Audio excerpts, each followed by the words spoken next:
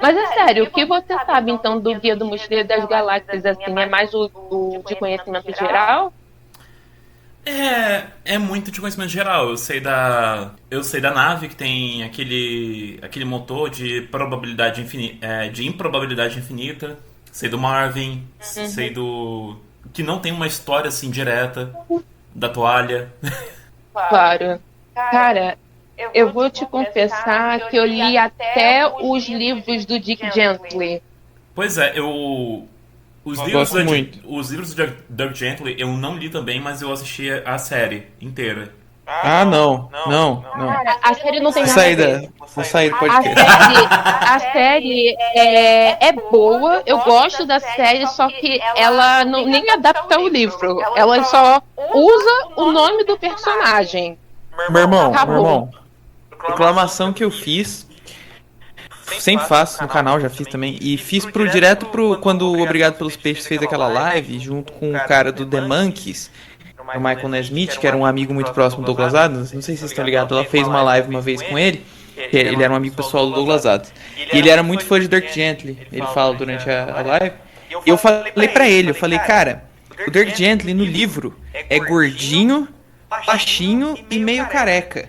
E aí na série eles colocam simplesmente um Benedict Cumberbatch 2, assim. Já Eles começa colocam um errado. twink, na verdade, pra poder fazer o Dick Gently. Horroroso, horrível. Não, ele não é o Benedict Cumberbatch, ele é só um twink, sabe? Ele é um Benedict Cumberbatch wannabe, ele, né? Ele tá tentando ser. Não, nem isso, cara, nada a ver. Ele é somente um twink. Assim, Não, como pô, eu sou fofinho e bonitinho e excêntrico. Olha de só como... aparência, magrelo, alto, inteligente, excêntrico, sabe? Que é esse modelo moderno de que todo personagem inteligente tem que ser magrelo, alto e branquelo, né? Você acabou de escrever O o décimo doutor, né? doutor. Exatamente. Não só o 10º doutor, mas vários dos doutores são assim, né? A Sim. maioria. Do New Who, né? Alguns É a da visão, clássica são é a visão assim. moderna, né? Não, nenhuma clássica é assim. Porra! O quarto doutor é como? Você acha o quarto doutor meio twink, branquelão, esquisito, assim? Cara, Ele não é twink porque na época ainda não tinham doutores twink, sabe? Mas ele era o altão magrelo esquisito. Mas ele E não é pronto. bonito, cara. Ele não é bonito, ele é esquisito, ele é estranho. Ué, mas naquela época o doutor Ele era ainda um não era pra maconheiro, poder isso sim, cheira falar na o coca. negócio. Sabe, na época os doutores eram todos dilfs, sabe? Por que você está usando terminologias de pornografia pra falar de Dr. Who, Laura? Cara, a gente usa essa terminologia pra falar de qualquer coisa. Você é que tem uma mente limitada que associa isso à pornografia. Na verdade, quando isso é o Twink é apenas um um uma linguajar de terminologia de pornô? internet. Você acha então que o sétimo é Dilf? Ele é. Olha, pra quem tem olhos pra ver, Dariam para Por Sylvester exemplo. McCoy? Não. eu pessoalmente não, mas eu acho que, tipo, muita gente assim. O sétimo doutor, daquele jeitão que ele é, olha, se tivesse saído mais tarde. Meu Deus E você, Natan, você daria pro Sylvester McCoy? Eu não daria Olha, pro Sylvester eu McCoy. acho. Mas, por exemplo, o oitavo doutor foi um puta de um twink, por Ah, o exemplo. doutor, o Oi? oitavo bonitão. Como é que é? O oitavo, não. Todo mundo concorda que o Palma, quebrou muito, cara. o Palmagão é um twink, sabe? Ele foi o primeiro doutor Laura, twink. você nem sabe o que é um Quebrou- twink. O oitavo nunca foi um twink. Ele nasceu maricona. Então, mas uma coisa uma coisa não impede a outra. Nossa, Impede, muito bom, cara. impede. Twink Você já é uma tecnologia não altamente funcione- detalhista. Twink é uma categoria que tem prazo de validade. Pois é. O oitavo era. Não, ele nunca foi twink, meu amor. Ele nasceu maricona. As duas coisas. Você que tem uma mente limitada. Você já te falou, não diga que eu não sei das coisas. Eu sou uma twitteira terminal. Mano, mas você nunca vai conseguir vencer esse debate, Laura. O Rafa, ele é o único. Rafa, eu não sabia, você é gay, Rafa. Puta que pariu. Olá você, meu caro ouvinte. Eu sou seu host, Rafael Wayne. Aonde é que ficam as toalhas na Tardes? Oi, tudo Fala aí, bom? galera. Eu não posso. Vai ficar feio isso aqui, né? Eu tentei falar no lugar de uma mulher, né, mano? Fica quieto. Machista! Isso. Machista! Quem vai primeiro então? Vai você ou vai eu? Não, pode ir, vai lá. Oi, gente, tudo bom? Eu sou a co-host desse podcast, eu sou a Laura. E eu cheguei até pensando numa piada, mas a nave de improbabilidade infinita acabou fazendo com que a improbabilidade fosse que eu tivesse esquecido da minha piada. Mas como isso é uma cobertura sobre Douglas Adams, não vão contar piadas para eu fazer ao longo desse podcast maravilhoso. Vocês não têm noção do quanto esse autor mudou todas as químicas do meu cérebro. Fala galera, tudo bem? Eu sou o Nathan Constantino da Tardes. Cara, não tem nenhuma piada pronta. Então, assim, vai ficar como o membro sem graça desse podcast. E eu não sou um co-host também. Você falando que você vai acabar sendo membro sem graça do podcast, mas eu cometi o crime de propor um episódio sobre Douglas Adams e nunca ter lido o Guia do Mochileiro das Galáxias. Pois é, Na verdade, cara, eu fiquei chocada porque ele com muita antecedência, não, vamos gravar o episódio 42 para o Guia do Mochileiro das Galáxias, vamos chamar fulano, vamos chamar ciclano, vamos chamar Beltrana e que não sei o que. Eu falei, caramba, temos um tom de Guia do Mochileiro das Galáxias, a Bíblia da ficção científica moderna, sabe? Cara, mas assim, é algo que provavelmente o Douglas Adams daria muito risada se ele ouvir um podcast sobre ele que uma das pessoas não conhece ele ia amar, cara. Pior que ia, porque é o tipo de coisa que ele provavelmente faria também, mas enfim. O Douglas Adams é muito eu das ideias, ele... É que o gerador de improbabilidade infinita bateu forte. Sim.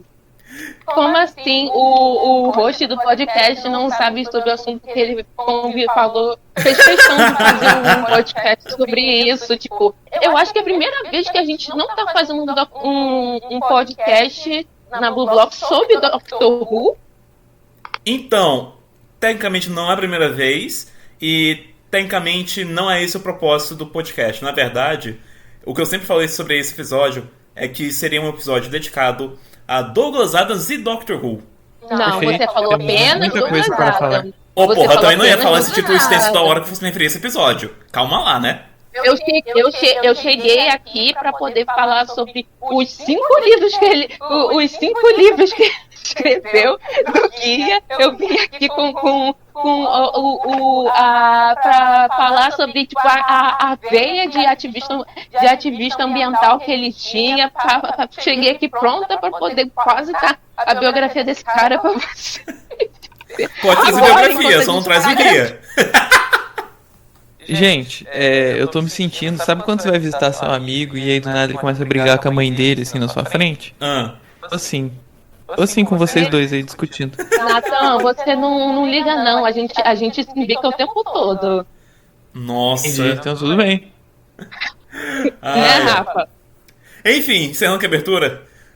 Então é isso, pessoal. Entre aqui na nossa tarde, que a aventura está prestes a começar. A Jornada Cósmica começa agora.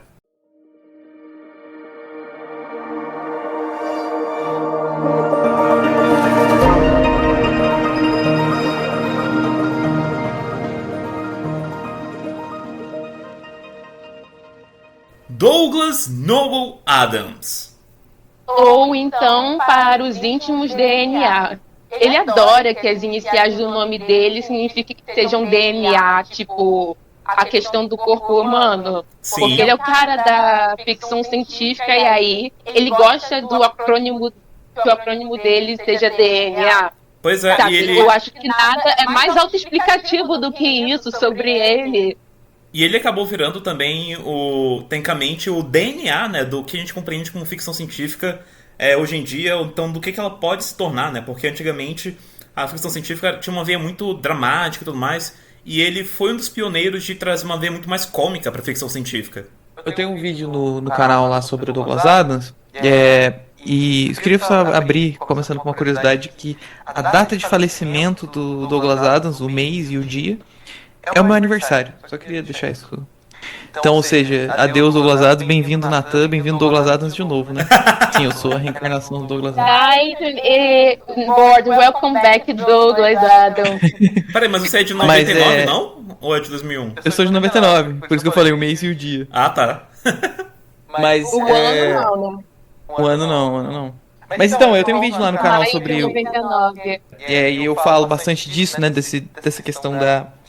Inclusive já recomendo aí no canal Nota Tardes lá, do Guia do Mochileiro das Galáxias e Doctor Who. Mas olha, seguindo o Guia do Mochileiro das Galáxias, vai que o gerador de probabilidade infinita acabou gerando o renascimento do Douglas Adams antes dele morrer.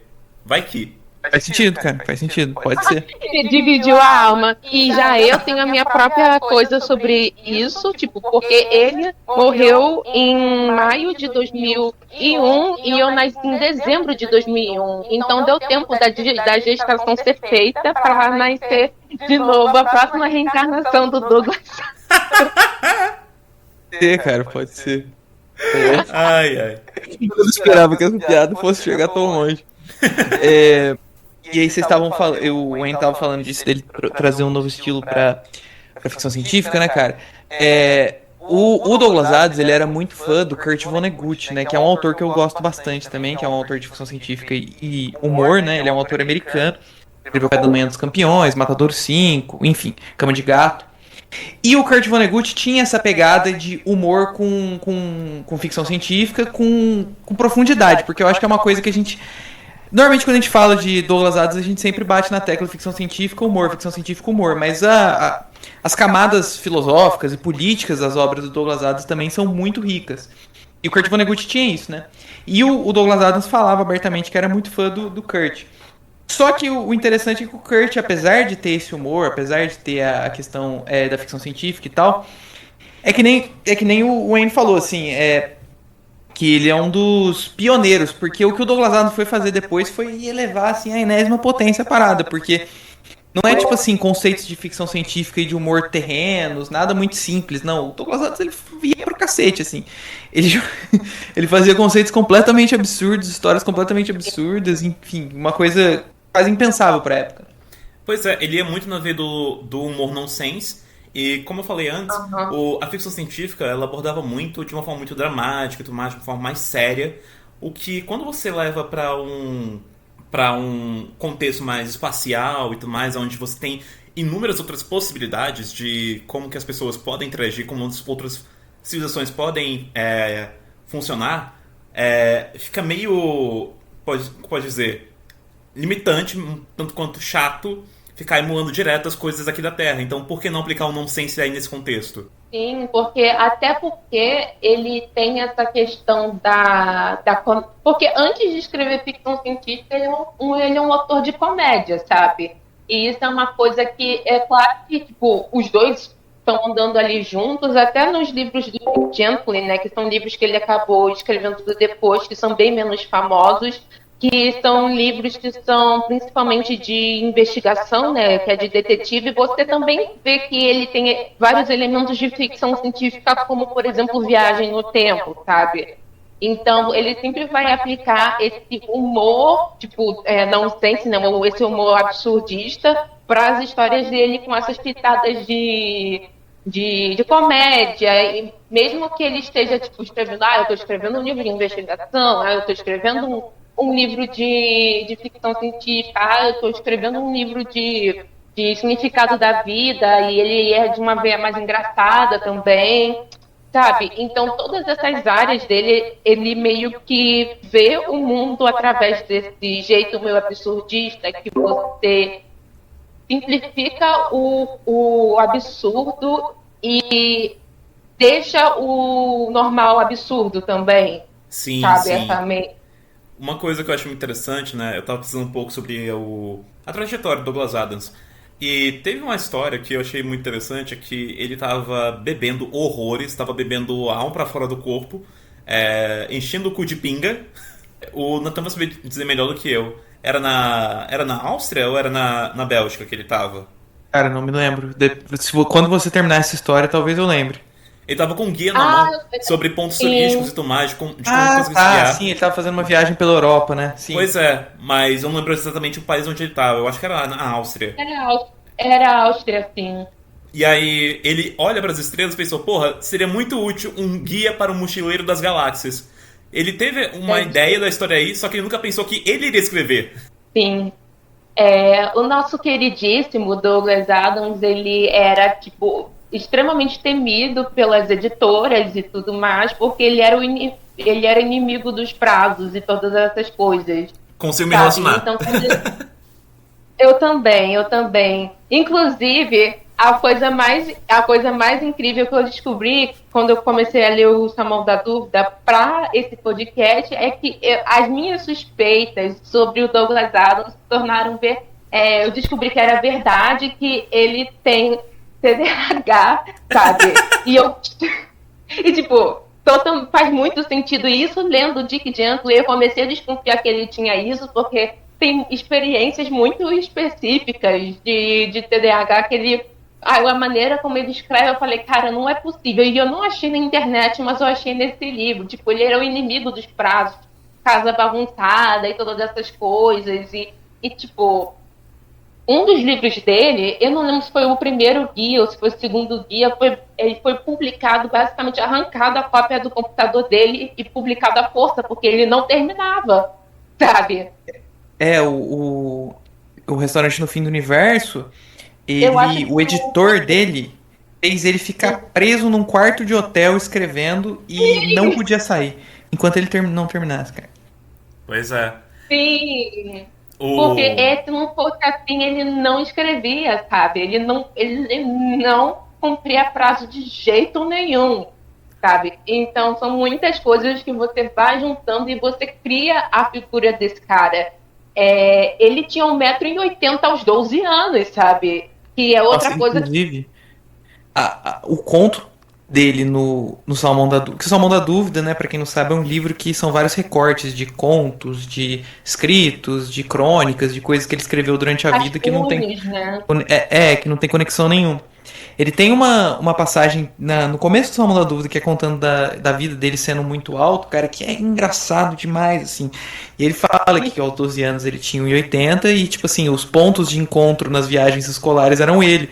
Todo mundo fica embaixo do Douglas Adams. É muito bom, cara, é muito bom. E isso com 12 anos, sabe? Ele era uma criança, eu acho que no final ele acabou ficando com 1,90 m alguma coisa. Então você vê esse autor inglês extremamente alto, ele também era meio gordo, né, se eu não me engano, calvo, com um nariz gigante, que tem outro conto do Salmão da Dúvida que ele fala sobre o fato do nariz dele ser inútil, porque ele convivia, que a avó dele tinha muito gato, então ele vivia tendo muita reação alérgica, então o nariz dele meio que parou de funcionar. Um nariz gigante que não funcionava, um cara gigante que vivia, pulando de um lado pro outro, cheio de energia, sabe? Sim. O Kurt, que você mencionou antes, Nathan, ele era do Monty Python, não? Não, o Kurt Vonnegut era um autor americano. Quem era do Monty Python, que o Douglas Adams era muito fã, e era o John Cleese, né? Um deles, né? Que era um dos membros do Monty Python. Que ele até fala que ele queria ser o John Cleese. Pois então, o Douglas, ele teve como influências, né? Monty Python, que foi o principal. Ele também foi muito influenciado por Doctor Who. E é interessante que Doctor Who influenciou ele e ele influenciou Doctor Who depois. Isso é muito interessante. Ele escreveu 2 roteiros só pra Doctor Who, se eu não me engano. Eu achei que tinha sido mais. 3, né? Só que... Ele teve mais contribuições, eu já vou tecnicamente entrar mais a fundo, mas ele contribuiu pra Doctor Who. Ele virou roteirista-chefe também, se eu não tô enganado, por um momento. Não, ele virou editor de roteiro, cara. Editor de roteiro, que foi na época do Cidade da Morte, né? Isso, na época do Graham Williams. Ele escreveu Party Planet, City of Death, que é escrito, na verdade não é escrito por ele, quer dizer, a premissa é de outro autor, mas ele que desenvolveu, ele que escreveu. Ele escreveu Shada, né, que não foi ao ar. E o Vida, Universo e Tudo Mais, o livro, é um roteiro de Doctor Who que a BBC negou, né? O Shada foi o primeiro dele, né? Não. Oi? Shada não, foi o primeiro dele, não? Foi Party Planet. O primeiro foi Party Planet. Ele, na verdade, ele entrou pra Doctor Who, cara, porque ele queria descolar uma grana. Ele trabalhava no ramo e tal, ele queria arranjar dinheiro. E aí ele mandou o Pirate Planet, eles gostaram, e aí depois pintou o trabalho de editor de roteiro, que ele fala que foi a pior fase da vida dele. Porque o Doctor Who é muito absurdo, assim, a produção. Muito correria, é muito prazo, é muita pressão. E lembramos que o Divo tem problema com prazos, hein? Então, assim, se tem uma coisa que ele teve dificuldade foi trabalhar no meio de correria. E assim também. Então, ele também co-escreveu. Ele também co-escreveu, mas ele não teve os devidos créditos para Destiny of the Daleks e o especial The Five Doctors também. Inclusive, essa é uma discussão muito louca, porque assim, ele foi editor de roteiro, né? E se a gente for falar o que ele coescreveu de fato, é um monte de coisa. Porque o Douglas Adams ficava puto que ele era editor de roteiro, mas as pessoas achavam que ele era co-roteirista. E aí eles mandavam os roteiros não finalizados. Aí ele tinha que finalizar, tinha que encaixar algumas peças dentro do roteiro. E ele ficava muito bravo, porque editor de roteiro não é pra fazer isso, né? Editor de roteiro é pra dar um toque e só dar um retoquinho na história, né? Então, assim, tem Destiny of the Daleks, mas tem muitos outros que ele provavelmente mexeu também, só que a gente não sabe. Gente, diga. Quer dizer, eu não sei o que eu vou falar, você já ia falar, é porque, por exemplo, o Doctor Who, na história do Douglas Adams, ele fica num momento que ele tá, como o Nathan falou, meio que correndo atrás dos jobs. Então, o que acontece? O Guia, originalmente ele começou como uma radionovela, assim, entre aspas. Sim. Que fez ali um sucesso pela maneira divertida como ele tratava as óperas espaciais, dentro mais ou menos desse escopo de personagens. Eu sei que tem algum lugar para escutar, mas eu nunca procurei ver para poder escutar, porque o que não falta é material do Guia do Mochileiro para poder consumir, mas originalmente era uma série de rádio. Só que para conseguir desenvolver mais isso e transformar no que viria a ser o primeiro livro do Guia, ele acabou tendo que fazer outras coisas em paralelo, porque não tem como porque escrever livros é difícil e trabalhar e se sustentar a partir de livros é ainda pior, né? Qualquer pessoa que tenta viver de escrita, você sabe que demora muito para engatar, e isso quando engata. Então ele fez vários bicos como escritores e supervisão de editor de roteiro nessa época, que foi ali pelos anos 70. Eu acho que 80 também, se eu não me engano, ele trabalhou tanto para Doctor Who, fazendo essa meia dúzia de roteiros, e também ele trabalhou com o Monty Python na série, que é o humor do Monty Python. Eu nunca assisti a série, mas eu já vi os filmes, e você vê que a veia do humor do Douglas Adams está lá. E aí você pega justamente essa parte de Doctor Who, né, já que esse é um podcast sobre Doctor Who, que está numa época mais específica, que ele ainda não estava conseguindo viver do que ele realmente nasceu para ser, que era um escritor, que ele reconhece que a vocação dele é ser um escritor em vez de estar escrevendo. Ele passou a vida inteira escrevendo, desde livros, seminários, coisas de revistas, colunas, não sei o quê. Ele nunca parou de escrever, sabe? Até o final da vida.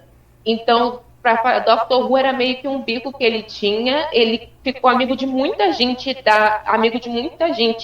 famosa, assim, tanto da indústria audiovisual quanto da indústria da escrita. Você vê todos esses britânicos famosos que você vê por aí, era tudo amiguinho entre si. Você vê, por exemplo, eu não quero me alongar muito sobre a parte disso, mas eu sinto que eu preciso tirar isso logo pra frente, que ele também foi amigo do Neil Gaiman, sabe? E ele escreveu uma espécie de biografia sobre o Douglas Adams, que é póstuma, que se chama Não Entre em Pânico.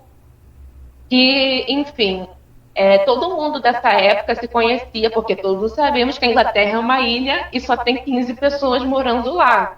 Então, e metade dessas 15 pessoas são todos da família do David Tennant.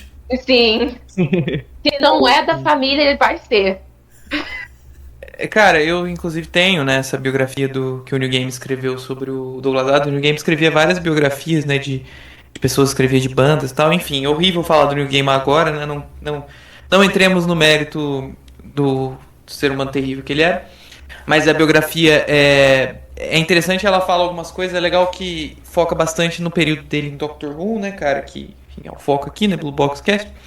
Mas, e é legal que fala algumas coisas, cara, por exemplo, vocês falaram do Douglas Adams ser inspirado por Doctor Who, né, ele gostava muito de Doctor Who, e ele falava que quando ele entrou pra escrever Doctor Who e depois pra ser editor de roteiro, ele achava muito maneiro que em Doctor Who você não tinha limite, né, pro que você criava, porque cada episódio é basicamente uma história completamente diferente da outra. Mas ele descobriu que em pouquíssimo tempo isso se tornou uma maldição, porque você não tinha limite pra nada, então ele não sabia qual que era a próxima ideia, não sabia o que podia fazer. Ele falava que essa liberdade de Doctor Who ao mesmo tempo era aquele liberdade ou solidão, sabe? Aquele meme do senhorzinho comendo sozinho.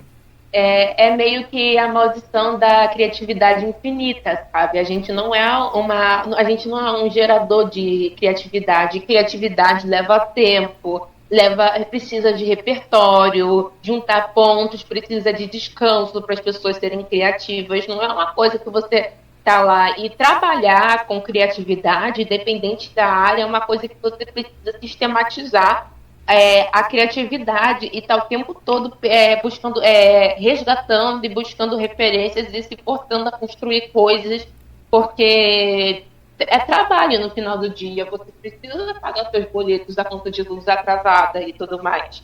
E como ele era muito alguém que tinha o seu próprio tempo, eu imagino o quão doido deve ter sido trabalhar com o Doctor Who, que tinha um ritmo de gravação meio novela, sabe? Como a gente entende as novelas hoje em dia, que pelo menos nos anos 60, com os anos 70 mudou o estilo de gravação de Doctor Who, era tipo, escreve, grava, faz, enquanto um tá escrevendo, já tá gravando o arco anterior, enquanto já tá exibindo o arco do mês passado, que foi gravado há 2 meses atrás. Era assim, que nem novela o ano inteiro, entendeu? E isso foi o principal motivo, imagino que depois o ritmo foi diminuindo, mas ainda assim, você imagina só Doctor Who sendo exibido por 6 meses consecutivos toda semana. Sim, com certeza. E assim, até hoje a gente sabe que Doctor Who é corrido, mas na era clássica era uma coisa maluca, assim, né, cara? Sim. Mas assim, inclusive uma frase que ele fala que é do Douglas Adams, que eu acho muito maneira, que tá no Salmão da Dúvida, que ele fala que eu odeio escrever, adoro ter escrito. Eu acho que isso resume bem quem era o Douglas Adams, né, cara? Sim, ele menciona coisas assim ao longo de vários rascunhos diferentes do Salmão da Dúvida. Cara, e falando sobre a visão do Douglas Adams pra Doctor Who, assim, cara, tem um vídeo muito bacana, mano, no YouTube, que eu não lembro o nome do canal, mas é um vídeo gringo que eles falam como Star Wars mudou o Doctor Who. E aí, basicamente, onde o vídeo chega é basicamente pra falar da era do Graham Williams, né, que é a era que ele era o produtor e é a era que o Douglas Adams foi editor de roteiro. E é interessante que, tipo assim, o Douglas Adams, ele tinha esse jeito de enxergar a ficção científica. E o vídeo ele fala de Star Wars porque o que aconteceu? O Douglas Adams ele foi assistir Star Wars junto com o Graham Williams. E eles ficaram fascinados com Nova Esperança, né? Inclusive o melhor filme de Star Wars, que é o Império Contra-Ataca, né? Que o Douglas Adams não gostava, né? Engraçado. Enfim, ele foi assistir a Nova Esperança, né? Com o Graham Williams. E eles adoraram e tal, eles gostaram. Só que eles ficaram, tipo assim, estarrecidos. Do tipo, mano, como que eles estão produzindo esse tipo de coisa de ficção científica? Como que a gente vai chegar lá com o Doctor Who? Tipo assim, é impossível, a gente não tem dinheiro, a gente não tem produção e tal. E eles decidiram fazer justamente o contrário. Eles decidiram pegar Doctor Who e ser o mais Doctor Who possível. Então, tipo assim, por exemplo, o personagem do Doutor, que é um personagem único na ficção, assim, eu acho que na cultura no geral, assim. O Doutor é um personagem muito único, muito próprio. Eles decidiram pegar esse personagem e usar ele de tudo quanto é jeito possível, né? Tipo assim, é um cara que ele é engraçado, ele é divertido, mas ao mesmo tempo ele é um gênio, ele tem uma profundidade psicológica. Então a gente vai usar e abusar dele. Então os arcos da era do Graham Williams usam do Tom Baker pra caramba. Assim, ele faz um monte de coisa, ele navega por várias emoções.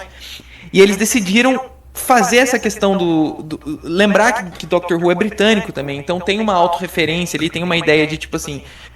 a gente sabe que a gente é uma série, a gente sabe que tudo isso aqui é meio absurdo e vamos brincar com isso. Então tem muita coisa autorreferente, meio metalinguística na era. Eles fazem uma coisa muito interessante que zoar essa seriedade, né? No começo vocês estavam falando disso, inclusive, que geralmente a ficção científica leva para um lado muito dramático, né, e tal, da época. E aí o que eles fazem em Doctor Who, né? Muita gente reclama do Guardião Negro e do Guardião Branco, que da era do Tom Baker. Eu acho paia também os conceitos, não gosto não, eu acho que é mal desenvolvido. Mas, na verdade, ele foi criado para ser uma zoeira justamente com essa ideia de Star Wars, do lado negro e do lado da luz. Do tipo assim, eles são objetivamente ridículos os personagens, o Guardião Branco e o Guardião Negro. Eles têm aquele bicho na cabeça lá. É tudo pra zoar, tipo assim, é do tipo assim, cara, sério, vocês acham que o universo funciona desse jeito? Não é assim, as coisas são muito mais absurdas e tal, enfim.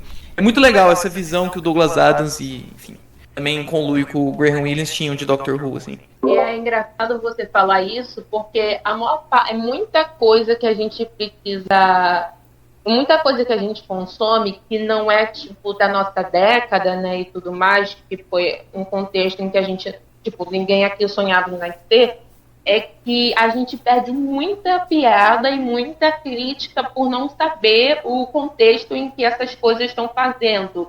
Entender coisas como literais em vez de críticas ao que está sendo representado por falta de bagagem cultural. Porque eu, particularmente, eu tive esse sentimento de, tipo, nossa, que original, o Guardião Negro é do mal, o Guardião Negro é do mal, o Guardião Branco é do bem, tipo, uau, você é muito criativa, amiga, parabéns, sabe?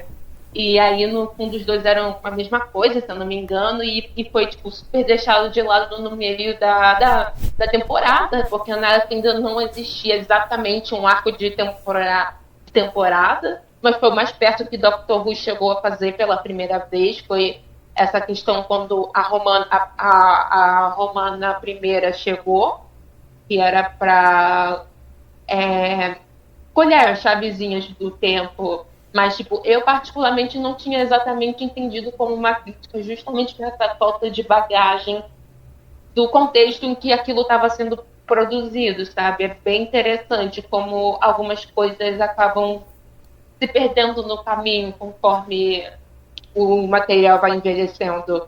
O que eu acho também muito interessante é que o Douglas, ele se inseriu na televisão por conta de um contato de Monty Python, né, que ele acabou conhecendo no meio de uma bebedeira, em um bar, né?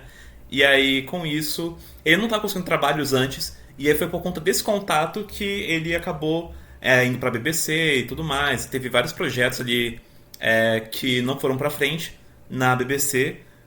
Chegou a contribuir em Doctor Who, né, com Planet of Pirates, com Shada, que por conta de uma greve acabou não tendo sua produção finalizada e também não foi ao ar. A gente foi começar a ter gostinhos de Shada a partir de The Five Doctors, né, com uma cena reciclada. Teve City of Death também, que é a história mais aclamada dele durante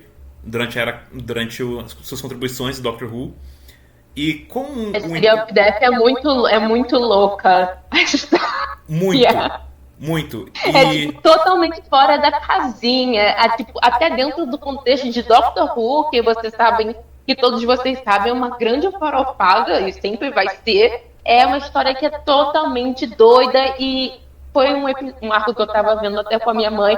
Aí ela falou assim, cara, mas por que esse fulano tá aqui nesse planeta? Ah, mas foi pra pegar o troço lá de não sei aonde. Mas mas o que isso tem a ver, sabe? E eram umas coisas tipo que um ponto não tem a ver com o próximo, que não tem a ver com o próximo, mas a jornada é interessante e é divertida. É um lance meio piscou-perdeu que você vê muito claro nos livros do Douglas Adams, sabe? Essa questão de você não consegue explicar o que está acontecendo. Dentro do universo tem um senso de lógica própria que não vai fazer sentido se você disser em voz alta, mas você, a experiência de ver a progressão dos acontecimentos acontecendo e nunca conseguir prever qual vai ser o próximo passo de tão fora da caixinha que é a escrita do Douglas Adams, e continuou sendo, é a parte mais divertida sobre todas as obras dele, sabe? É um jeito que ele... É o jeito dele de trazer humor para as histórias, mas eu acredito que também passa um pouco da maneira como ele enxerga o mundo. Uhum. Porque e aí, com a chegada de Eu, Star Wars, particularmente, né, e com a mudança que a gente teve no paradigma de como se fazia da ficção, no geral, da ficção científica, que Star Wars estava popularizando o space opera, né, o Douglas, então, ele vai atrás de botar à luz a ideia que ele teve de quando ele estava bêbado lá na Áustria, que era o Guia do Mochileiro das Galáxias, que surgiu como um programa de rádio, que era uma antologia, né, de histórias de como a Terra sempre acaba sendo destruída e como que vai se envolvendo através disso, né? Tem o lance da ferrovia que destrói a Terra e utiliza ela como um ponto, e assim vai. sim, com certeza. E a parte e o curioso disso, que entra um pouco mais a fundo nos livros do guia, é que o ponto, ele essa questão específica da sátira, né? Que é o que mais se fala até hoje, porque antes de qualquer coisa, o Guia do Mochileiro são livros satíricos em respostas aos clichês e coisas normais, tipo, e os arquétipos que se usa muito na ficção científica, sabe? Então, no livro, no primeiro capítulo, a Terra é demolida. É a premissa do Guia do Mochileiro das Galáxias. A casa do Arthur Dent, que é o nosso protagonista, vai ser demolida para construírem uma via expressa, uma ferrovia, alguma coisa assim do tipo, sem aviso prévio. E aí o amigo alienígena dele, que ele não sabia que era alienígena, que é o Ford, avisa que a Terra vai ser demolida para construir uma via expressa intergaláctica, sabe? E que eles têm, tipo, sei lá, 5 minutos para sair do planeta Terra e pegam uma carona na nave que foi destruir o planeta Terra, que são os icônicos órgãos, né? Que fazem toda essa questão. E em vez dele sentir aquele vazio existencial profundo que se espera de uma obra de ficção científica cujo protagonista acabou de perder o planeta inteiro dele, e não só isso, mas o quão inesperado é que o incidente inicial da história seja a destruição do planeta, sendo que geralmente isso costuma ser o clímax, né? E, em vez disso, o Arthur Dent só, tipo, putz, eu queria muito um chá agora. E ele fica frustrado por não ter um chá exatamente do jeito que se fazia na Inglaterra, que é a coisa mais britânica que se pode fazer. Cara, e é genial, na verdade. É muito genial esse aspecto em específico que a Laura trouxe, porque assim, o Douglas Adams, ele era ateu, né? Ele não acreditava em Deus, não acreditava em nada espiritual, igual eu. Inclusive, ele teve bastante influência no meu ateísmo e tal. E o Douglas Adams, ele tinha essa pira de demonstrar através da ficção científica dele, de uma maneira bem humorada, como a gente é ínfimo pro universo e pra tudo, assim, pra ordem natural das coisas, né? Então, por exemplo, esse fato do Arthur... Olha isso. A Terra vai ser destruída por alienígenas. Cara, qualquer obra de ficção científica diferente de Guia do Mochileiro trataria com um peso muito grande, dramático, teria um grande motivo, seria tipo assim, vai ter um apocalipse, sei lá, vai ser uma parada muito grandiosa. Não, cara, é simples. Querem construir uma estrada e a Terra tá no meio. Tipo assim, é uma sacada tão sutil e ela é engraçada por si só, né? Mas ela é um comentário muito ácido do Douglas Adams, do tipo assim, cara, a gente acha que a gente é grande coisa, mas a gente não é nada pro universo, né? Enfim, esse pálido ponto azul, né? Como o Carl Sagan falava. E ele tem isso durante todo o Guia do Mochileiro das Galáxias, assim, as coisas acontecem e os personagens principais, eles não têm a reação que a gente espera, ou, tipo assim, a própria trama não leva aquilo de uma maneira tão dramática como a gente espera, justamente porque você já tem que entrar... você já entra no Guia do Mochileiro das Galáxias entendendo essa visão de mundo do Douglas Adams, do tipo assim... o mundo é absurdo mesmo, as coisas, a gente é ínfimo e é assim que a gente lida com as coisas, sabe? Tipo assim, não vai ter uma grande motivação, sabe? Sem falar nos comentários políticos disso, né? De destruir destruir a Terra por uma estrada e tal. Tipo, e não só isso, mas eu acho que a parte mais importante disso tudo, como se alguma coisa não fosse importante, Mas é como o Douglas Adams e tipo, o Guia do Mochileiro das Galáxias se recusa a levar um tom pessimista em relação ao quão pequenas coisas são. Sabe, tipo, isso não é um problema, isso não é tratado como algo negativo, isso é só tratado como algo que aconteceu e bola pra frente, sabe? Acabou, o planeta Terra acabou, o Arthur Dent foi o único humano, né, até essa parte, que depois a gente descobre que tem uma humana que também sobreviveu lá, mas aí já entraria na história do livro, que, tipo, agora ele tá vivendo no espaço, sabe? E aí eles têm que sair dessa nave porque esses alienígenas não são gente boa. Então aí ele começa essa viagem, não sei o quê, e tudo mais. Só que em todo momento o guia se recusa a ter um tom pessimista sobre essa percepção de universo que existe, sobre as coisas que parecem ser grandiosas, são mundanas, sabe? Isso foi até uma coisa que eu estava lendo aqui na minha pesquisa para o podcast. E você vê o planeta Terra destruindo e registrou, acabou, sabe? Existe a busca sobre a resposta para a vida, o universo e tudo mais, que é uma coisa que é frisada o livro inteiro, quanto aquilo é importante, quanto pessoas se desdobraram por milênios para encontrar a resposta, e aí quando eles encontram a resposta não importa, sabe? A resposta para tudo é 42. Por isso, tipo, a homenagem do número do podcast ser 42, só que as pessoas ficaram, tá, e aí? O que tem 42? Então, essa é uma parte, inclusive é uma piada sobre essa questão da resposta ser 42, porque esses cientistas que fizeram esse supercomputador para calcular a resposta para a vida, o universo e tudo mais, não botaram a pergunta. Tipo, qual foi a pergunta que o computador respondeu que a resposta seria 42, sabe? E aí isso foi, tipo, todo um outro livro para saber qual foi a pergunta cuja resposta é 42, que seria a chave para tudo mais. E a pergunta, tipo, quanto é 6 vezes 7? Sim, é muito bom, cara. É muito bom, sim. E esse começo que você tá falando que foi um outro livro e tudo mais, ele tem alguns livros que são parte da lore, né, que tem no Guia do Mochileiro das Galáxias, tipo assim, Onde Deus Errou, mais alguns erros de Deus e tal, tipo, que são livros que são do universo de Guia do Mochileiro das Galáxias. E tem a curiosidade, né, que no Destiny of the Daleks, que é que é um dos arcos lá do quarto com a Romana, tem uma hora que o quarto doutor ele tá soterrado lá, ele tá lendo um livro. E o livro que ele tá lendo, o autor do livro é o cara que no universo do Mochileiro das Galáxias escreveu Onde Deus Errou. Então, tipo assim, fica ali implícito de que Doctor Who e do Mochileiro das Galáxias fazem parte da mesma lore, sabe? Uhum.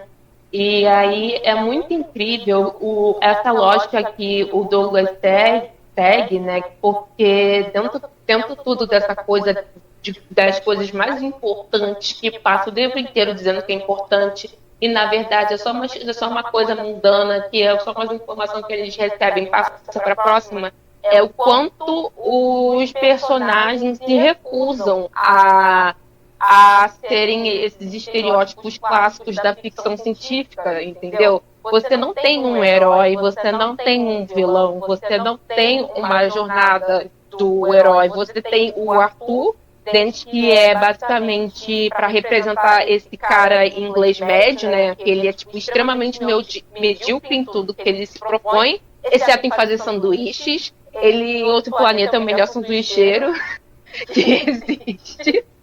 E aí ele se recusa a se interessar pelas coisas que estão acontecendo no universo. Ele odeia as aventuras que ele passa, sabe? Ele simplesmente não suporta o Ford, que é o companheiro de viagem dele, que é o que escreve pro Guia do Mochileiro das Galáxias. Ele simplesmente não gosta das aventuras espaciais e ele, tipo, não tem nenhum insight, assim, tipo, ele tem, como é que se fala, ele tá sendo contado sobre um planeta e os hábitos de uma sociedade de um planeta. Aí ele fala, tipo, nossa, Aí o Ford fala, aí ele, nossa, um tom com tipo, uau, que nada.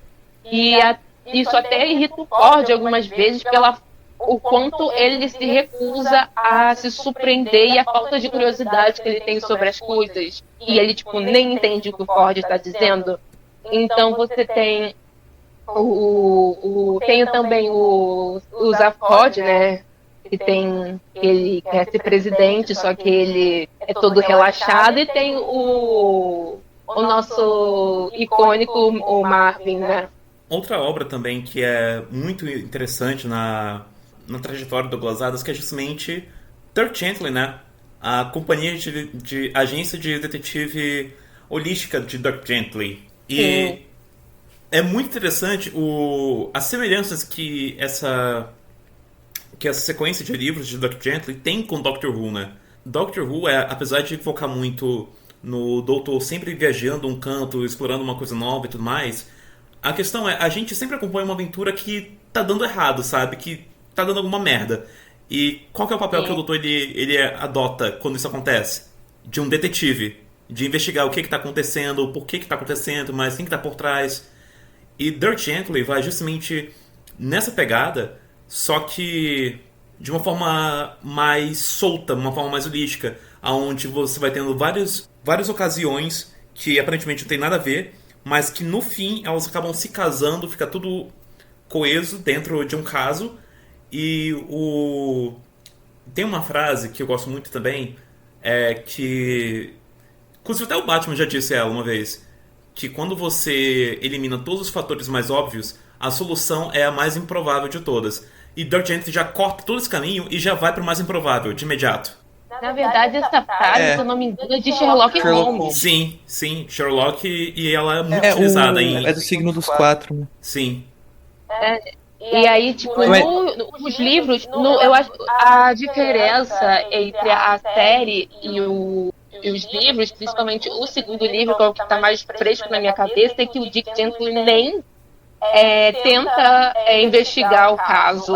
Tudo acaba indo para ele enquanto ele só está existindo. Sim. A pira a pira do Dirk Gently quando leva um caso pra ele é que ele quer encontrar a conexão fundamental entre todas as coisas, né? Então é justamente isso. Ele não quer saber, tipo assim, do gatinho que sumiu. Ele quer entender por que o gatinho que sumiu tem a ver com o furacão, sei lá, no interior do Maranhão, sabe? Tipo assim, essa é a pira dele. Ele quer encontrar a conexão fundamental entre todas essas coisas. Então, enfim, ele é um péssimo detetive. Apesar de que ele é um detetive muito ele sempre tem sacadas. Sabe? Ele tem sacadas, mas, tipo, ele é um detetive muito ruim, sabe? Eu acho que ele é o pior detetive que existe, cara, porque as informações só chegam até ele de forma totalmente passiva. Ele não procura saber de nada, tipo, todas as coisas vão se conectar em algum momento, então eu vou aqui tomar meu sorvete. O que tiver pra... porque eu tenho que estar aqui nesse lugar, porque eu quero tomar esse sorvete, e aí, por acaso, tem uma moça que trabalhou no hospital, que tratou o Thor, que caiu de outra dimensão pra poder vir pra cá. Cara, o segundo livro tem deuses da mitologia nórdica, tá ligado? Esse nível de... assim, inclusive já peço permissão aqui para os hosts, porque eu vou ser muito nerd agora, mas espero que vocês aproveitem a jornada comigo. Tá, isso é toda sua, meu amigo. O Douglas Adams, ele era muito nerd de ciência no geral, né? Ele gostava muito de ciência. A Laura até comentou no começo, né, que ele era ativista ambiental e tal. Mas ele gostava muito de física, de química, enfim. E o Douglas Adams, ele era muito fascinado por física quântica, que na época que o Douglas Adams escrevia, física quântica estava muito no começo ainda. E se hoje em dia, pra gente que é público médio, que não é da área, já parece uma parada super absurda, naquela época, então, o negócio, assim, era uma coisa maluca pra todo mundo, né?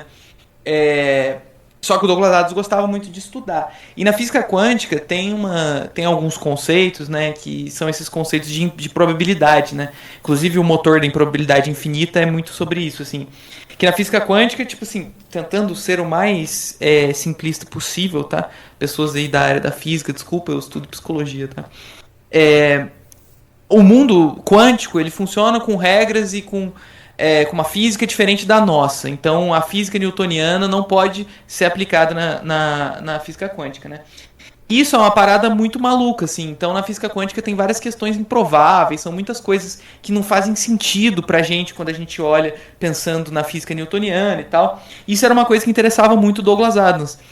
E essa questão da improbabilidade das coisas, ele tá permeado em todas as obras dele, assim, né, cara? Então, tipo assim, inclusive, deixando aqui só mais um adendo, aquela frase do Einstein, que o Einstein fala que Deus não joga dados com o universo, não é sobre Deus de verdade. O que ele está querendo dizer é uma crítica à física quântica, porque o Einstein não gostava de física quântica, enfim, outra discussão. Mas é justamente isso, assim, a física quântica é uma maluquice. Principalmente naquela época, que hoje em dia já teve um avanço maior, né? E o Douglas Adams era fascinado com essa parada. O motor de improbabilidade infinita é justamente isso. Tipo assim, cara, ele faz todo um conceito completamente maluco lá, baseado nesses conceitos de improbabilidade da física quântica, para explicar um conceito do livro. E aí, tipo assim, eu já li Guia do Mochileiro das Galáxias umas 500 vezes, cara. E o motor de probabilidade infinita é uma coisa que é difícil de você entender. Até porque ele realmente bebe de conceitos da física, de conceitos da física quântica, como eu falei e tal. Enfim, por que eu tô falando tudo isso? Porque essa ideia de improbabilidade, de maluquice, de absurdo que a gente tá falando é algo que o Douglas Adams acreditava muito nessa questão da gente ser ínfimo e tal, mas também ele bebia muito dessa ideia da ciência mesmo, de tipo assim, as coisas não são simples, mas ao mesmo tempo a gente não consegue compreender a natureza em vários momentos, assim, a natureza por si só é absurda, né? Que nem a Laura falou, tem deuses nórdicos, e aí tipo assim, no Dirk Gently tem a pira tem um robô que ele é feito pra acreditar nas coisas por você. São conceitos completamente malucos, assim. Mas é porque o Douglas Adams, ele partia desse pressuposto já pra escrever. Em Doctor Who tem isso, né? No Party Planet tem muito disso, né? Tipo assim, as coisas já são malucas mesmo. De você entendendo isso, que o universo é absurdo, aí você caminha daí, sabe? E é desse pressuposto que o Douglas Adams partia pra escrever, né? Física quântica, mas o Douglas Adams também tinha um fascínio gigantesco por tudo que envolvia tecnologia, sabe? Eu sempre tenho muita pena, assim, tipo, eu sinto quase uma dor espiritual pensar que ele morreu, tipo, com 49 anos, porque se ele tivesse hoje, ele estaria na casa dos 75 anos, mais ou menos. Eu não sou boa de conta, mas definitivamente mais de 70 anos, sabe? Ele estaria vivo, ele estaria bem, e ele teria adorado ver tipo, a tecnologia, a velocidade como que a tecnologia avançou, o ponto de conhecimento sobre física, não sei o que lá, física quântica, como o Nathan falou, que evoluiu até hoje. E provavelmente ele estaria muito puto com a questão da preservação ambiental, principalmente na parte dos animais, que era o foco dele, né? Tanto é que ele teve não sei se é um documentário, um seu livro que ele escreveu, que é o Last Chance to See, porque ele dava muita ênfase nos animais que estavam com risco de extinção, especificamente. Ele tinha uma questão com dinossauros, não, é rinoceronte, se eu não me engano, enfim. Umas paradas dessas, em você vê todas essas colunas que fazem parte, são partes muito essenciais de quem o Douglas Adams foi e a herança dele enquanto pessoa. Você tem a questão da tecnologia, a paixão dele por tecnologia, que totalmente explica o porquê dele ser um escritor de ficção científica. Você tem a parte satírica, que provavelmente tem muita mão com o ponto que ele passou boa parte da vida sendo ateu. Ele começou a ser ateu com 18 anos, que ele diz no livro do Salmão da Dúvida. E você tem todo o que gira em volta, as várias oportunidades que ele teve ao longo da vida e conseguir conhecer as pessoas certas, fazer os contatos certos. Ele viajou para vários lugares diferentes, sabe? Então, ele foi uma pessoa que ele tinha um conhecimento muito próprio do universo mesmo, porque ele tinha fascínio por coisas relacionadas à biologia e essa questão do evolucionismo, é uma coisa que ele adorava, sabe, saber e descobrir, e todas as novas descobertas que a gente teve nas áreas principalmente da tecnologia, né, os computadores e tudo mais, eu acho que ele estaria adorando tipo, estar vivo hoje em dia e ver o quão longe a gente vai e o quanto e quão absurdo é a maneira como que a gente se relaciona com a tecnologia, que é muito mais mundano e mais dependente do que as pessoas da ficção científica do século XX faziam, sabe? Eu acho que ele, no geral, ele adoraria viver na nossa época. É interessante e pensar ele nisso, teria porque, muita tipo... coisa para falar sobre isso. É interessante isso, porque, tipo assim, a gente associa muito a Simpsons, ou até mesmo Star Trek, por preverem várias situações que a gente está vivendo hoje, ou até mesmo avanços tecnológicos, né? O comunicador de Star Trek que acabou virando os celulares, os próprios... As portas automáticas de Star Trek também. Sim, as portas automáticas, os tablets, né, que apareceram por lá. Agora que a gente está tendo a revolução das inteligências artificiais em Star Trek, a gente via direto eles conversando com os computadores. Então, várias coisas. Mas Douglas Adams, quando ele fazia seus inserts assim, de tecnologias mais avançadas, ele fazia isso muito mais pela via da piada e do absurdo do que necessariamente com uma previsão do que a gente iria ter décadas mais à frente, sabe? Como, por exemplo, os peixes que traduziam todos os idiomas do universo, né? E hoje a gente tem fones de ouvido que conseguem traduzir idiomas em tempo real. Só que o lance dos peixes é que você enfia na sua orelha e ele meio que morre e apodrece dentro de você mesmo. E então você, tipo, tem o tradutor universal com os peixes Babel, que fazem realmente isso, só que isso é, tipo, péssimo pro peixe, que você enfia no ouvido. Uhum. E ele, tipo, entra dentro da sua cabeça e morre lá dentro. Sim. Enfim, a questão também dos robôs, que eles eram tão avançados que a gente tinha, por exemplo, o Marvin, né? Que ele era todo melancólico. E aí a gente tem justamente a questão dos avanços que a gente está tendo com robótica e inteligência artificial, que já estamos começando a bater na barreira do teste de Turing, por exemplo. Eu não gosto muito de pensar a ficção científica. Eu vou trazer um contraponto aqui para você, Rafa. Eu tô falando bastante hoje, mas é porque eu sou realmente muito fascinada por toda a obra e vida desse ser humano. E a maior parte dos fãs geralmente são meio doidos, são meio, tipo, sentem que tudo é para eles de alguma forma, mas eu sou contra ver a ficção científica como algo previsão para o futuro, sabe? Porque o papel da arte não é prever o futuro. A arte não é um oráculo, não é um jogo de tarô que você fala assim, sim. Esse fulano, a família do futuro acertou porque tem esteira de escada rolante, o outro errou porque, na verdade, não existe roupa autossecante. A família, o De Volta para o Futuro, errou porque não é assim. O outro acertou, o outro fez não sei o quê. Porque o papel da arte, e especificamente da ficção científica, não é refletir sobre o futuro, é refletir sobre o presente. Uhum.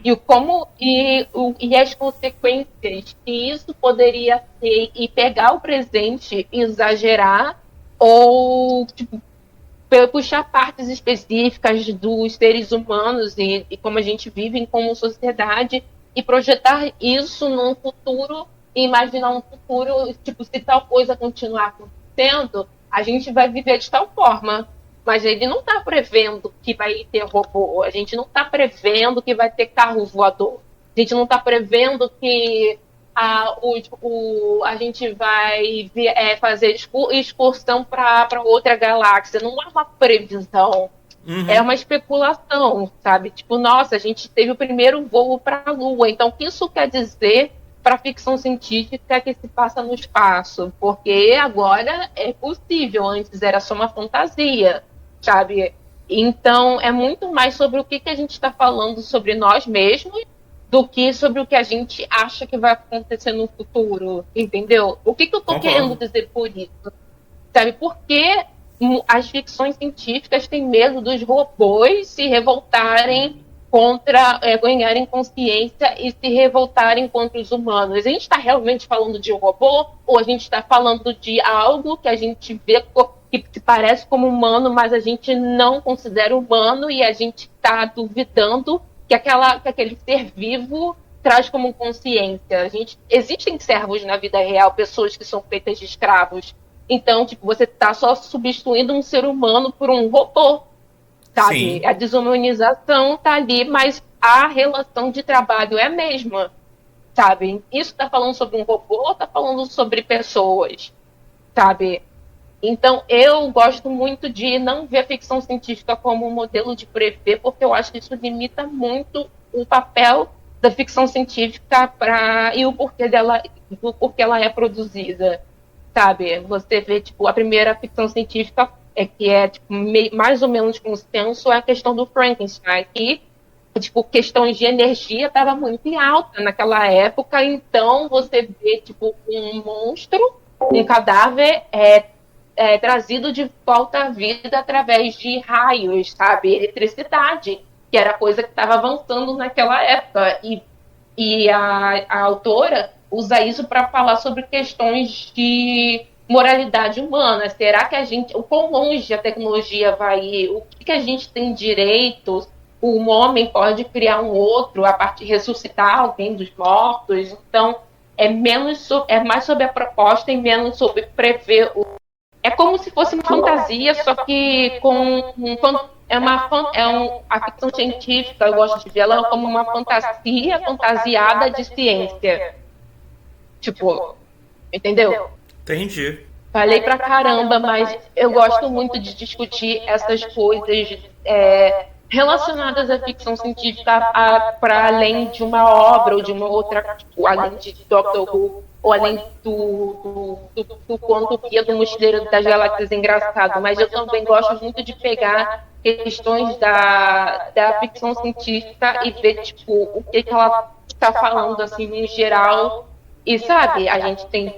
E isso é um pouco que o Douglas Adams também faz, de romper as fronteiras do que é convencional, do que se espera da ficção científica, e o quão além a ficção científica pode ir se ela não se prender às próprias convenções, porque isso é uma coisa que eu já falei lá mais pro início do podcast, que é você é meio bobinha agora sobre explorar fronteiras, sabe? O que é uma coisa, o que é outra. A ficção científica pode ser terror, com além o Twilight Zone. A ficção científica pode ser musical, com o Rocky Horror Picture Show. Ficção científica pode ser comédia, com o Douglas Adams. Ficção científica geralmente é aventura, com Doctor Who e boa parte dos filmes de ficção científica mais famosos, tipo todas as óperas espaciais. Você vê tipo vários acho que é bastante assim. Você vê Star Wars, os filmes da Marvel, várias coisas assim, é aventura. Aí ficção científica pode ser qualquer coisa, sabe? Então, eu fico bastante empolgada falando sobre esses tipos de coisa, porque isso sempre me encantou muito, sabe? E eu nunca vou realmente achar saturado esse tipo de discutir sobre esse tipo de assunto e o quão maravilhoso as coisas podem ir, o quão longe tudo pode ir, sabe? Tem alguma coisa pra adicionar, Nathan? Não, cara. Sobre isso não. Gente, foi um monólogo tão extenso que eu tava quase silenciando a Laura. Sério. Que isso? É sério. Você vai cortar depois? Eu não sei. Eu só vou te falar uma coisa. Eu avisei que quando o negócio eu avisei, você sabe como eu sou, e agora você pega um dos meus tópicos sensíveis. Mesmo se esse podcast só tivesse eu e você falando, ele não ia ser curto. Eu também acho muito interessante que Doctor Who, pós Douglas Adams, foi pirando cada vez mais na batatinha, né? Foi ficando cada vez mais nonsense em relação aos cenários onde se colocava. E eu acho que um grande exemplo disso é justamente o Happiness Patrol, por exemplo, que apesar do cenário altamente nonsense, ele é uma baita crítica política ao Reino Unido do Margaret Thatcher, né? E lá nós temos a Patrulha da Felicidade, né? Comandado por várias mulheres, todas de rosa e tudo mais, uma sociedade steampunk, não sei o que, onde você só poderia demonstrar felicidade, senão você era levado em centro para poder ser reabilitado, até mesmo executado por conta disso. E qualquer manifestação de outra emoção além da felicidade, você era punido por conta disso. A Tardes ali, ela chega azul, e azul ela é muito associada à tristeza, né? E aí elas pintam ela de rosa para poder continuar nessa propagação falsa de felicidade. E também, pra mim, o ápice da Douglas Adamsice disso é justamente o Candyman. O vilão feito de doces. Por que não? Faz sentido, cara. O Douglas Adams, ele gostava de personagens, assim, espalhafatosos, né? A gente falando de Doctor Who mesmo, o Party Planet, por exemplo, o vilão é super espalhafatoso, né? Inclusive, eu acho, assim, eu entendo algumas críticas às obras que o Douglas Adams escreveu para Doctor Who, mas eu acho, assim, todas excepcionais. E ele tinha isso, né, desses personagens super espalhafatosos, né? No Party Planet é tipo um pirata espacial, né, que tem um papagaio no ombro, e tem o comentário político que você acabou de falar, Rafa, porque o plot do arco é justamente um planeta que é um planeta colonialista, né, que ele retira os recursos de outros planetas periféricos, então assim tem um comentário político aí, inclusive sobre a própria Europa, né, e ao mesmo tempo que tem um personagem que fica gritando que nem um maluco lá, que é o vilão, né, e falando palavras esquisitas, tem um papagaio robô. E aí a gente tem no Shada, né? O vilão do Shada também é um vilão, assim, não é super espalhafatoso. O que é o vilão no final, né? Spoiler, né? Aqui todo mundo já, pelo amor de Deus. Pode? Que pode, isso é um negócio dos anos 70, pelo amor de Deus. Não tem isso de spoiler, não. Porque o Skagra, né, ele é super espalhafatoso, mas o Chronotis nem tanto, né, mas enfim, mas ele ainda assim são personagens além muito além da tela, assim, né. Cara, Shada é incrível, porque o Tom Baker até comenta no primeiro release de DVD de Shada, né, que é a versão onde o Tom Baker fica narrando as versões, as cenas perdidas. E o Tom Baker, no começo, ele chega a comentar que o Douglas Adams ele era tão fora da caixa que quando ele vai desenvolver uma nave pro sci-fi, ele fala, todo mundo faz uma nave pro sci-fi, não sei o que. Agora, uma nave invisível, quantos você vê fazendo isso? E não só isso, mas também a nave, ela era toda operada por comandos de voz, e chega um momento onde o doutor ele consegue tomar controle da nave, convencendo ela de que ele está morto. E ainda assim tá falando com ela. É muito foda essa brincadeira, né? Com a lógica, né? Ele gostava disso, de brincar com isso. Isso é uma coisa que é legal, que esse teste, que nem você falou do teste de Turing mesmo, né, Rafa? Essas brincadeiras que o Douglas Adams faziam com lógica, você consegue fazer com o ChatGPT hoje em dia, né, cara? Sim! O primeiro contato de vocês com o Douglas Adams, como foi? Cara, eu não sei como foi que eu descobri a existência desse cara, tipo, do Douglas Adams, mas, tipo, não foi ligado a Doctor Who, sabe? Eu acho que eu descobri o Douglas Adams antes de ser fã de Doctor Who, se eu não me engano. Eu acho que eu virei fã de Douglas Adams antes de descobrir Doctor Who. Eu não sei como eu descobri ele, só sei que um dia eu ouvi falar dele, e aí eu li o primeiro livro. Cara, talvez vocês até riem um pouco, mas eu tava tentando achar o primeiro livro dele para ler, e eu achei todo copiado e colado no Wattpad. Sabe o Wattpad? Eu tô ligado. Imagina ler um livro inteiro que não é uma fanfic, no Wattpad, só que era tipo uma frase e tipo, pulava um parágrafo inteiro, e aí às vezes tinha metade de uma palavra no e tava todo tipo fora de diagramação, assim, todo esquisito, e eu li o troço todo, tipo, numa velocidade, eu acho que foi um troço assim, um papo de uma semana, sabe? Eu só fui comprar o último livro em 2023, num bazar que eu fiz pra faculdade. Que aí eu já tinha todos os livros e só estava faltando o primeiro. E eu fiquei totalmente apaixonada pelo Douglas Adams. Eu queria saber tudo sobre o Douglas Adams. Eu fiquei tipo, cara, eu quero ler tudo que esse homem já escreveu. Eu quero consumir tudo que tem sobre ele, tudo que tem ele, qualquer coisa que tiver sobre ele. Só que não foi tudo de uma vez. Eu tendo a ler, tipo, livros de uma mesma saga espalhados, assim, só que esse foi espalhado até demais. Então eu só fui terminar, acho que ano passado, ano retrasado, ano passado, o Guia do Mochileiro das Galáxias, porque a vida acabou acontecendo. E aí, quando eu descobri que o Douglas Adams já tinha escrito para Doctor Who, parece que, tipo, o universo se colidindo, tá ligado? Como é que o meu autor favorito fez roteiro pra minha série favorita, entendeu? E aí eu fiquei, tipo, eu comprei os livros, as novelizações, tanto de Shada quanto A Cidade da Morte, que eu ainda não li, simplesmente porque tinha o nome dele ali. E aí, tipo, Dick Gently, tem o nome dele, eu quero ler, eu quero comprar, eu quero fazer tudo, e virou, tipo, uma verdadeira obsessão que toda vez quando eu escuto alguma coisa sobre ele, eu volto a ler um livro sobre ele, a coisa reacende, e eu nunca... É basicamente... Então, quando eu conheci ele, foi basicamente assim, eu devia ter uns 14 anos, se eu não me engano. E a informação mais triste dele foi saber que ele morreu em 2001, que foi o mesmo ano que eu nasci. Eu fiquei tipo, caraca, a gente nem chegou a coexistir, sabe? Cara, eu acho que como eu conheci Doctor, mano, é muito difícil de eu pontuar, assim, porque faz muito tempo, mas eu acho que eu conheci, cara, eu era muito novo, tinha um amigo meu que, muito novo, papo de ter, tipo, 13 anos, assim. Eu lembro que tinha um amigo meu que gostava, e aí ele falava muito e tal, hoje em dia ele nem liga mais, e eu sou aficionado. E aí eu lembro que eu fui conhecer, cara, os livros, assim, assisti o filme primeiro, né, e entendi porra nenhuma, era criança, né.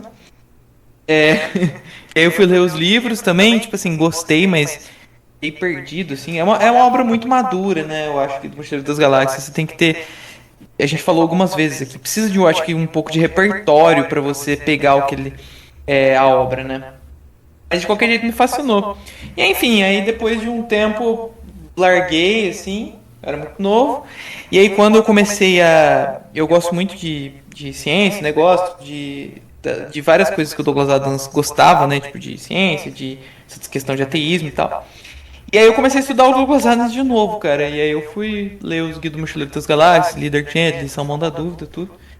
Enfim, ele foi muito importante, assim, pra mim, pra várias visões de mundo, eu acho, que eu tenho hoje em dia e tal. Cara, o meu primeiro contato com Douglas Adams foi... Eu não lembro exatamente... Eu comecei a ouvir falar do autor, não lembro exatamente o ano, se foi 2012, se foi 2013. O que eu sei é que eu ouvi falar de Douglas Adams quando eu já estava nesse... nessa pirâmide que é Doctor Who, né? Nesse jogo de pirâmide que é Doctor Who. Eu já tava no meio. Mas a primeira vez que eu fui ler algo dele, que eu fui consumir alguma coisa dele, foi em 2014, que foi justamente o meu primeiro material de universo expandido de Doctor Who e meu primeiro contato com o quarto doutor, que foi Shada. E... Bravo. Pois é. Na época, eu nem tinha começado direito a ver a Era Clássica, eu tava, tipo assim, estagnado no primeiro doutor. Tinha assistido a New Who inteira até aquele momento, né? A gente tava começando a Era Capaldi no primeiro doutor da Clássica. E meu primeiro contato com o quarto e com o Douglas Adams foi justamente ali com Shada. E Shada, pelo menos a novelização de Shada, né? Eu achei fantástico. Fantástico do começo ao fim. E eu nunca vou esquecer do momento onde... Mesmo sabendo que o doutor teria várias outras vidas, né, depois do quarto, o momento que aquela esfera ela entra em contato com o doutor, eu realmente fiquei tipo assim, caralho, ele morreu aqui. E aí na outra cena, tá ele fingindo que morreu, né, e a gente não sabe direito como que ele escapou dessa, e ao mesmo tempo tava gargalhando pra caralho com tudo que tava se desenrolando ali, sabe? E aí, cara, Shada é muito foda mesmo. E... A novelização é muito boa. Muito melhor que, cara, que a versão que o arco de verdade, sabe? Muito melhor. O Scarlet... Eu acho que quando eu li, eu acho que quando eu li Shada, que foi a primeira vez que eu acho que eu entendi a lógica de muita coisa do que o doutor faz enquanto personagem, sabe? E aí e foi justamente pela visão do Douglas Adams. Aí, tipo, eu li Shada muito antes de começar, de conhecer o quarto doutor e qualquer coisa assim do tipo. Eu só sabia, tem esse doutor da clássica que é o mais famoso, que o Douglas Adams escreveu, então eu quero ler, E aí eu vi as coisas que ele escrevia, tipo, e a gente sabe que aquele doutor fazia aquilo para irritar os inimigos dele, sabe? Você não é dito no livro que ele faz isso para irritar, mas você sabe que ele só tá falando aquelas coisas, só tá agindo que nem sonso para irritar os inimigos enquanto ele consegue vantagem em relação a eles, cara. Ele é irritante de propósito. E isso eu achei totalmente incrível, porque e tem você uma outra parada também sabe. no Quarto Doutor que casa muito bem com o estilo do Douglas Adams, que é uma parada que é o seguinte: o Quarto Doutor, ele é altamente imprevisível e tem um momento onde você não sabe se ele tá se fazendo de sonso ou se ele tá só sendo senil mesmo, porque isso também era um grande traço do Quarto Doutor, né? Que a idade, apesar de não estar parecendo um corpo, tava começando a bater ali nele, sabe? Ele tava mostrando os trajes de senilidade. Muitas vezes isso era uma brincadeira entre ele e a Romana, por exemplo. Sim, cara, era totalmente essa questão que o Quarto Doutor já é um cara extremamente agitado e você tem ele que se faz de doido o tempo inteiro, é um cara que tá tipo, sempre ligado no 220, 340. E o que é uma coisa que também combina muito com o próprio Douglas Adams, né? Das coisas que se diz sobre as pessoas que foram próximas dele, fala sobre o Douglas Adams, tá? Sobre esse cara alto, assim, cheio de energia, porque o Tom Baker também era um outro armário, né? O cara tinha 1,90 m também.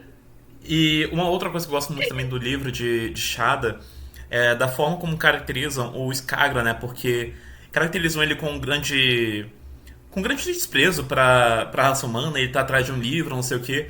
E é interessante como eles caracterizam essa ameaça que o Skagra impõe, essa presença, ao mesmo tempo das peculiaridades dele. Por exemplo, ele não gosta desse contato de pele com pele e tudo mais, então ele fica direto usando luvas e tudo mais para evitar que os olhos da mão dele vão pro que ele tá entrando em contato, não sei o que. Então é um vilão que eles constroem como uma presença bem imponente, mas ao mesmo tempo ele é muito germofóbico. Uhum. Ele tem problema com textura, né, e tudo mais. Sim. E, cara, sei lá, eu só...